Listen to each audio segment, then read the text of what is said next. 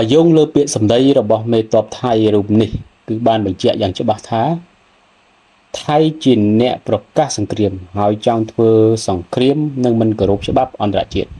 តតចោលយន្តការច្បាប់អន្តរជាតិដោយជ្រើសរើសជាប្រទេសមួយនៃសមាជិកអង្គការសហប្រជាជាតិ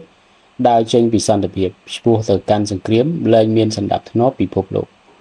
ពាក្យសម្ដីមេតបថៃរូបនេះបានបញ្ជាក់យ៉ាងច្បាស់ថាគេចង់ធ្វើសង្គ្រាមនិងថៃមិនទៅ ICJ ជាដាច់ខាតដូចនេះកងទ័ពថៃត្រៀមខ្លួនស្លាប់ក្នុងសង្គ្រាមនេះហើយប្រជាជនថៃខ្លួនឯងផងដែរក៏ត្រៀមនឹងទទួលការរងផលប៉ះពាល់យ៉ាងធ្ងន់ធ្ងរដោយសារតែសង្គ្រាមដែលថៃបង្កើតជាមួយកម្ពុជានិងជាអ្នកឈ្លានពានកម្ពុជាដែលជាប្រទេសជាប់របងផង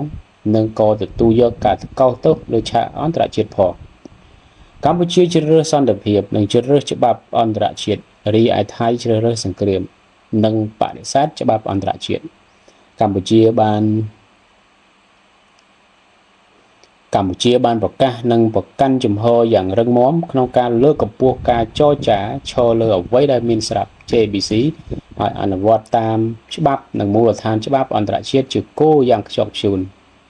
ដូចនេះកម្ពុជាគ្មានជំរើសអ្វីក្រៅពីការពារខ្លួនការពារទឹកដីនិងការពារបូរណភាពទឹកដីនោះទេ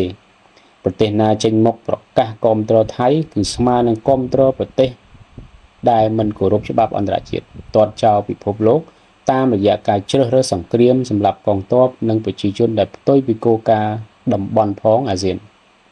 និងពិភពលោកក្រោមឆ័ត្ររបស់អង្គការសហប្រជាជាតិជាជំរើសរបស់យើងដាច់ខាតពេលនេះគឺជឿជាក់លើរដ្ឋាភិបាលថ្នាក់ដឹកនាំនិងកងកម្លាំងប្រដាប់អាវុធគ្រប់ប្រភេទ